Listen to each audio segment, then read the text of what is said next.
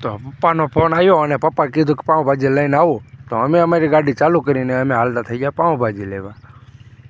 તો અમારા ભાઈએ વાંક વાળી જગ્યા નાખી છે અને જાવી છીએ અમે પાઉંભાજી લેવા. તો અમારી ગાડી ફટોફટ જાય છે, જલ્દી જલ્દી પોગવું જશે, કારણ કે પપ્પાનો ફોન આવ્યો છે. પપ્પા થઈ જશે ગરમ, નકર પાઉંભાજી નહીં પોગાડું ને તો અમે શેરીમાં વાંક વાળી અને જાવી છીએ પાઉંભાજી લેવા. કારણ કે આ ભાઈને ધીમે હાંકતા આવડતું નથી, કૂતરા વચમાં હોતા છે. પાયલ જો કૂતરાને જાગી ગયું ને કૂતરું ઠોકાણું તો અંબે સીધા વાડમાં. તો અમારી એન્ટ્રી થઈ ગઈ છે બસ સ્ટેન્ડની અંદર. તો ભાઈ વચ્ચે ગાડી ઊભી રાખીને બેઠા હતા ને અમે ભાગ્યા હવે સીધા કૃષ્ણા હોટલ બાજુ, કારણ કે એની સિવાય એની પાઉંભાજી હારી મળતી નથી. તો કૃષ્ણા હોટલમાંથી તો નથી લેવાની, કારણ કે એની બાજુમાં જે અન્નપૂર્ણા છે ને ત્યાંથી લેવાની છે. તો અમે પહોંચી ગયા છે અન્નપૂર્ણા પાઉંભાજીમાં. તો અમે જો ગાડી રાખી ઊભી અને વાળ બાળ સેટ કરવી. હાલો ઉતર્યા અને વાળ બાળ સેટ કર્યા કમ્પ્લેટ. તો હાલો હવે અમે ભાજીનો ઓર્ડર દઈ દેવી, તાજે તાજી જ બનાવો. ઓર્ડર દઈ દીધો અને તેલ મીઠું મરચું ને એવું નાખીને ભાઈ બનાવવાનું ચાલુ કરી કમ્પ્લેટ. તો અમારે બે જણાને પપ્પાને એટલે થઈ રહી છે પાઉંભાજી. અમે કમ્પ્લેટ કરાવી પાઉંભાજી. ભાઈએ નાખ્યું પાણી નાખીને બનાવી છે ભાજી કમ્પ્લેટ ને તાવી તો ફેરવા ચાલુ કર્યો, તાવી તો ફેરવાનો. અને ભાજી એક કર્યું, સિગરેટ પીવાનું ચાલુ, ધુવાડે ને ગોટા ગોટા કાઢ્યા છે. તો ભાઈએ કીધું કે લ્યો થોડાક બટેકા નાખવી. તો ભાઈએ થોડાક બટેકા એવું નાખશે. બટેકાનો સુંદર નાખ્યો અને થાય છે આપણે ભાજી કમ્પ્લેટ. તો ભાજી પણ સિગરેટ પીવે છે એટલે તમે ન પીતા. તો ભાઈએ કોથમી નાખીને હવે નાખી હો હા અને કરીશ કમ્પ્લેટ.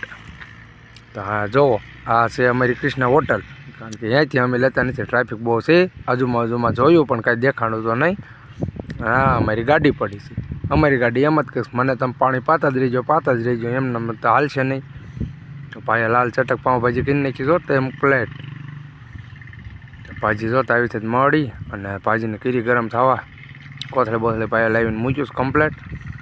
અને અમારી ભાજી થઈ ગઈ છે ગરમ ભૂક્કા કાઢે એવી બની ગયેલી તાજી. ભાઈએ કીધું કે હવે આલો ડીશમાં ભરી દો ને. મેં કીધું વાંધો નહીં, તો ભરી દો હવે બની ગઈ હોય તોય ભાઈ બે ત્રણ તાવી થાય માર્યા થોડા ખારા. અને ભાજી થઈ છે લાલ ચટક. અને ભાઈના મોઢામાં પાણી આવે છે, અમારા રાહુલભાઈના મોઢામાં. તો એનું રિએક્શન કેવું છે આપણે જોઈ. એટલે ભાઈને કઈ ડીશમાં ભરી લો. હવે ડીશમાં ભરવાનું ચાલુ કર્યું છે. હવે આપણે જોઈશું રાહુલભાઈ સામું, કારણ કે રાહુલભાઈનું મોઢું હલબેલ થાય છે. તો જોઈજો તમે તે ડીશમાં ભરી લેજો. આ અમારા રાહુલભાઈ મોઢું હબક ડબક કરે છે અને જીબડી બહાર નીકળે છે. તો ભાઈ બંબુડા બોલવાના છે આજ લાગે છે એવું. તે ભાજીના ભૂક્કા જ નીકળે છે, ભાજીના સીતરા કાઢી નાખશે. ડીશ ભરીને નાખી ભાઈએ જબલામાં. હવે રાહુલભાઈ કરશે મારી સામું. તો મારી આંખું ફાટી રહી ગઈ છે. અને ભાઈ દાંત કાઢીને ગોટો વળી જવાના, કારણ કે ભાઈ એમ કહેશે કે બે મારી ભાજી જોઈને તો દાંત ગમ રાજીના ખુશ થઈ જાય. ભાઈ ડુંગળી નાખીને ભાઈને કીધું, મેં કીધું એક લીંબુ નાખો. ભાઈ લીંબુના કટકા કર્યા, 2 ભાગ.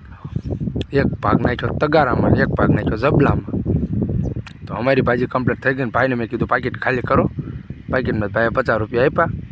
અમારી 50ની ભાજી આમ 3 થઈ રહી છે આરામથી. અને ભાઈએ લીધું જબલું અને પાછા ભાજ્યા જો કાયો ઘા કે હાલો જલ્દી નક ઠરી જશે. તો જબલું ટેંગાડ્યું. તો તમે પણ અહીં લઈ શકશો મુલાકાત પાઉંભાજીની. શ્રી અન્નપૂર્ણા પાઉંભાજીમાં આવી જજો. તો અમે પણ ગાડી ચાલુ કરીને ગાડી વાંક વાળી. તો અમે પણ જઈએ. બાબા જલ્દી જતા નથી. બાબા અમને ભૂખ લાગી, જલ્દી જાઓ તમે અહીંથી. તો અમે ગાડી હાંકી અને આ ભાઈને ગાડી ધીમી હાંકતા આવડતું નથી. પછી ભલે નેંડા હાથમાં રેક ન રહે. પણ આગળ જોયું તો ગાડીઓની લાઈ નથી. મેં કીધું શું કે જાનબાન જાય છે શું, એ તો કંઈ ખબર ન પડે. અને આ અમારા ગામમાં વેળ્યું કે આડે હવળે હાલી જ જતી હોય, વાહન આવતું હોય કે ન જતું હોય. ના ભાઈએ પાછું લીવર દીધું છે ખામટું હોય એટલું દબી જ દે ખબ કરતું. પછી ભલે ગમે એટલા રોદા આવે, વાંહે કોણ છે એ કંઈ જોવાનું જ નહીં. અમારે જેવા વિડીયો શૂટિંગ કરતા ગળટીઓ ખાઈ જાય. જો ભાઈ તાનમાં જાય છો, સુરત દાદા માથા ઉપાડશે. સુરત દાદાએ માથું તપવે છે અને ભાજી તે એક તો ગરમ છે એટલે સાવું જ જોશે કયો ઘા. તો અમે પણ ગાડીની લીવર અમે તો ભગત માણા એટલે માળા બાળા પહેરીને કમ્પ્લીટ થઈ ગયા. ને ભાઈ તો ડોન થઈ જાય એટલે બટન ખુલ્લા રાખે 1-2 અને 2 વાતોના ગપકા મારતા જ આવી છે. બાપાનો ફોન આવવાના ટાઈમમાં છે. જો બાપાનો ફોન આવી ગયો છે તો બાપા એમ કે ક્યાં પહોંચ્યો નવરીના જલ્દી આવીને. અને રાહુલભાઈનો ખૂતો હેલી ગયો. રાહુલભાઈ કે આવું છું પપ્પા, તમે ખાલી ફોન મૂકો એટલે 1 સેકન્ડમાં હમણાં અહીંયા તમારે પાસે. અને રાહુલભાઈ એક ટાયરે કરીને અમારી શેરીમાં ખાલી દીધી.